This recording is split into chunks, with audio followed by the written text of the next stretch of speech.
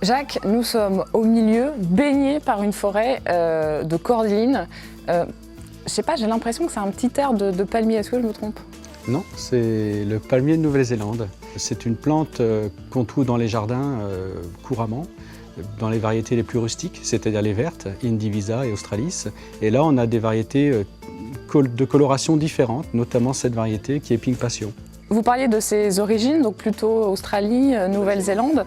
Qu'est-ce que ça veut dire du coup au niveau du climat? C'est plutôt une frileuse? Alors cette variété Pink Passion est, on peut dire, très frileuse. C'est du -2, -3 degrés. Est-ce que vous pouvez un petit peu me décrire cette plante, son feuillage? Dans le vieillissement, elle va en effet ressembler à un palmier. Ça veut dire qu'elle va former un tronc. Les feuilles du bas vont dépérir, il faudra la nettoyer, les couper. Et elle va monter, elle peut monter comme ça jusqu'à 2 mètres, 3 mètres, en formant vraiment un gros tronc. Et il restera toujours cette touffe rose au sommet. Là, ce sont des sujets qui ont environ quel âge? 2 ans.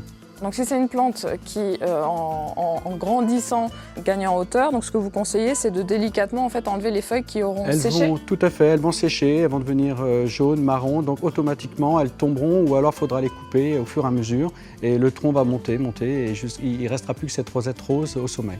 Le feuillage est persistant ou caduc? Persistant. Donc il faudra habiller sans doute la base après, si cette plante est dans un bac, parce qu'en effet, il ne restera plus qu'un tronc et une touffe. Alors la cordyline, vous disiez, aime plutôt les climats chauds. Ici, vous allez nous parler un petit peu de l'endroit où nous nous trouvons.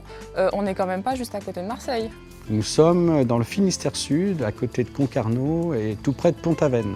L'avantage, vu qu'elle est frileuse, c'est qu'on a quand même un climat très tempéré.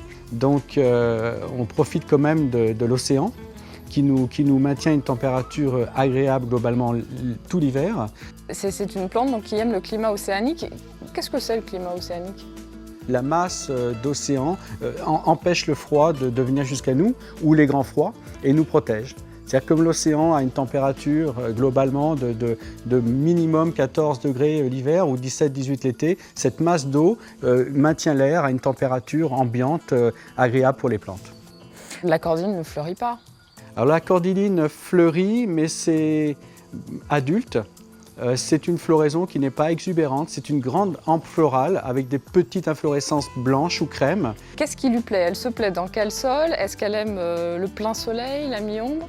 Elle aime le soleil et elle a vraiment besoin de chaleur. Presque toutes, et notamment cette variété. Au niveau de l'arrosage, donc je suppose qu'il faut être plus vigilant. Drainé, sol bien drainé. Bon, à mon avis, elle ne supporte pas les sols asphyxiants. Donc en bac, il n'y a pas de problème. Mais si elle est en pleine terre pour d'autres variétés, plutôt un sol bien drainant. Autrement, c'est une plante qui est peu exigeante. Est-ce que c'est une plante qui craint le vent? Il faudra, à mon avis, quand même plus tendre en feuillage, plus fragile. Il faut plutôt l'appuyer contre un mur ou lui trouver un petit endroit un peu protégé. Mais si par exemple j'étais amenée à constater chez moi que le bout du feuillage a tendance à se dessécher, qu'est-ce que je peux faire? Est-ce que je coupe? Non, ça arrive. Un bout peut dessécher d'une feuille, à ce moment-là on se rattrape avec un ciseau, on la recoupe en pointe pour que ça ne se voit pas trop. Si, ça peut arriver. Mais en général, ce sont plutôt les pousses, les feuilles de la base.